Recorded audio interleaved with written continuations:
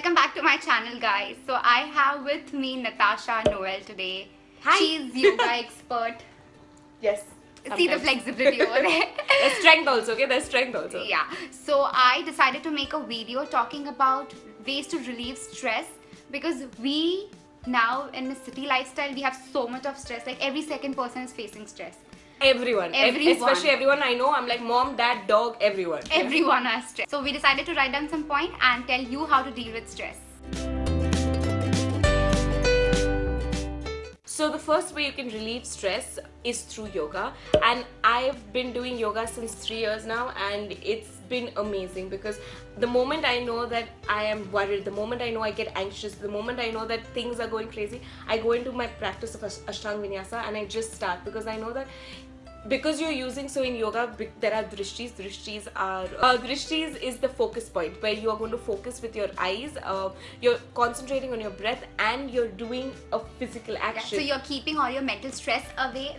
And also because you're just concentrating on that thing rather than being like, oh my god, what did my boyfriend say? Oh my god, what did my husband say? Oh my god, what did my girlfriend say? Oh my god, what am I going to eat? True. You're not you're not thinking of all of those things. You're telling your mind, you're making your mind go into one thing and one form of action. And because it's a flow, and because you realize, okay, I couldn't do something and now I can do something, one, there's that sense of accomplishment also, and then more than anything, it just, you feel so much better because you're like, okay, I couldn't do this yesterday, now I can do this. For example, I couldn't go and touch my toes yesterday. I couldn't do that, but today the fact that I came 1 inch closer, the accomplishment factor, that caters to everything, and you feel much better about yourself. And then you realize that, okay, this is my stress buster, that no matter what's happening, I can go on my mat, even if I'm not doing a physical activity, even if I'm so overwhelmed with emotion and I'm just going there in child's pose and I'm just lying down there, I realize that even if I cry, that is my safe place. So yoga, for me, for a lot of people, for my students, for a lot of other people, helps in ways to just feel rejuvenated, in ways to just be with yourself and feel better. So, yeah. The second thing being drink water and eat right. So everybody tells you to drink water and eat right, and I have been telling that on my channel a lot, but trust me, this helps. The moment you start taking care of yourself, it's just gonna make everything better. The next one is very crucial because you gotta breathe and meditate. Now I know, like, a lot of people tell me, and I tell a lot of people, just breathe, and they're like, oh Natasha, if you don't breathe, you'll be dead. Yeah. But I don't mean just breathe. I mean be consciously aware of your breath. Now that be mindful about your breathing. Exactly. There's a difference between I'm breathing, I don't know who breathes like this, okay, maybe a whale. And being conscious about that, you're so conscious about the inhalation of your breath and your exhalation of your breath. Because then you're aware, you know, okay, when I take in breath, my nostrils, I'm taking warm breath out. As I take it out, I'm taking warm breath in. As I take it out, I'm feeling that, you know, you're more mindful of that. So what tends to happen is, when you're more mindful about your breath, you realize, again, it's the same thing like your asanas. You realize that I am not that distracted by my thoughts. I'm not that distracted by the things around me which are affecting me, because I am solely then focusing on myself. And once you start meditating, again, when a lot of people ask me, but how do you meditate? Because there are, you know, these things about 500 thoughts in my mind, that I'm thinking about my mother said this, I'm thinking about work, I'm thinking about so many other things, and I'm just like, all you have to do initially when you start meditating is just stay there, close your eyes in whichever position you find comfortable, and breathe, okay? Concentrate on that breath. For me, I'm very that kind of a person. I'm very fast, I need to keep doing things, you know? So I realize that I need to calm yourself down. Calm myself down. Yeah, and when anyone says calm down or calm yourself, you're never going to do that, just by the way. So, but what I realize, what helps me is just to be in that moment, and just, even if I'm counting my breaths, if I'm counting inhalation, exhalation is 1, so I'm counting 1, 2, 3. I'm making my mind do an activity. You have to realize the mind is a monkey. It will constantly want to jump from one branch to the other branch. But the fact is that we need to try, and I'm not saying control, it's a different thing. I'm saying you need to understand your mind. So in that term, when you're meditating, there will be lots of things that come up where you're not happy. So where you realize that the mind goes very crazy. But the thing is that at this point of time, when you start meditating, you realize that no matter what, no matter everything can affect you, but you are still there. So no matter what someone says, no matter what someone does, no matter all the issues that you're going through, you need to make yourself stronger, because if you are strong, no matter what anyone does, says, be, it would not matter, because you are there and you are present in your moment with yourself. Next thing we all know is about working out. We keep on telling everyone to work out. That's because it releases good hormones in your body, and that is going to make you feel much better. Endorphins. Yeah. So hence work out every single day to keep yourself mentally fit. The next one is clean your environment. Now this is very basic, like our mammas have told us, you know, from like childhood, like clean your room, you need to be organized, but it's very fundamental because it links. As you clean your environment, your mind clutter also gets clean. True. It's as simple as that. You become more creative when your environment is clean. The next hack is eating chewing gum or drinking mint tea. Now you start binge eating when you're emotional.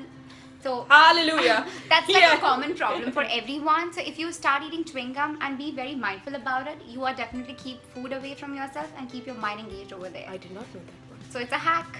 One more thing you can do is just go out, take yourself out on a date, and be creative and find your passion as well. So for me, workout is an escape. I know if I'm mentally stressed, I'll be working out and I'll be getting out of my stressful zone. Or maybe go for a drive. Or I really love my iced Americano, which everyone knows now. So I'll take myself out for iced Americano or a coffee. That is something that has given me mental peace out from this stressful life. So what is one thing that so for me also, I believe that going out, in terms of even if you're going alone, it takes a lot of guts. It does, okay? Two, it makes you just love yourself a little more, you know, it just independent feeling. You feel like, oh, okay, you're not dependent on somebody to even solve your problem. Correct. Like, you can take yourself out. And also what for me it's, I need to talk to myself. So I will have lots of things, even if I'm alone and even if I'm with people, I'll talk to myself, like in terms of, okay Natasha, you can do it, or don't worry, don't stress out, it's gonna happen. That's very important, and people around me think I'm mentally crazy, which is true, I am a little.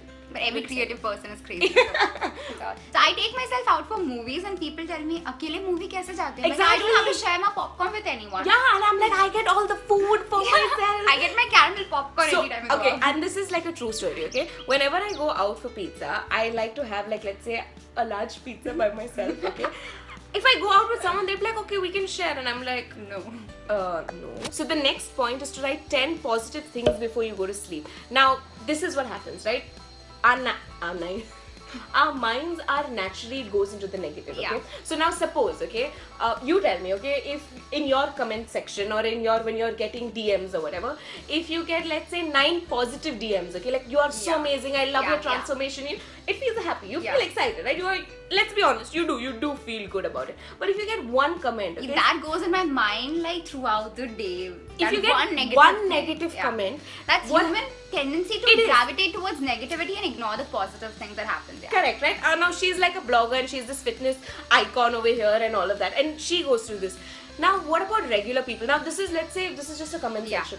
But now if I am in my regular day of, if I'm just an ordinary human being who does not have social media, okay? And I encounter people where I'm working and all, and 10 people tell me, or 9 people tell me I look beautiful, or I love the way you're looking, you know?